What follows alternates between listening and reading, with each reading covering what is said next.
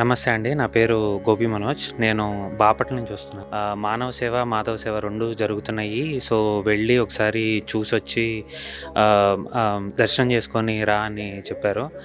పక్కనే అమ్మా, నాన్న ఆశ్రమం ఉంది. అక్కడ అనాథ పిల్లలకి, వాళ్ళకి మానవ సేవ జరుగుతుంది.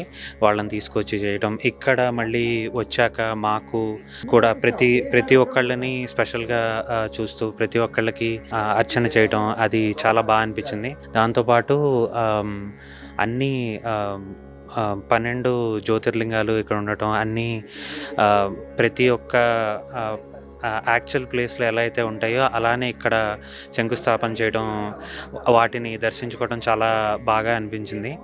దాంతోపాటు మాణిక్యాంబదేవి గారి శక్తిపీఠం దగ్గరలో ఉండటం, దానికి ఇక్కడ శంకుస్థాపన చేయటం, అది దర్శించుకోవటం, ప్రతి దగ్గర మాకు అర్చన చేయటం, ప్రతి దగ్గర బాగా స్వీకరించుకోవటం చాలా బాగా అనిపించింది. యాక్చువల్‌గా చెప్పాలంటే ఎంటర్ అవ్వంగానే చాలా ప్రశాంతంగా అనిపించింది. ఇదంతా కూడా మా ఉద్దేశంలో మానవ సేవ, మాధవ సేవ అంతా చాలా అద్భుతంగా జరుగుతుంది. చాలా అనిపించింది. అంతా వింటూ, చూస్తూ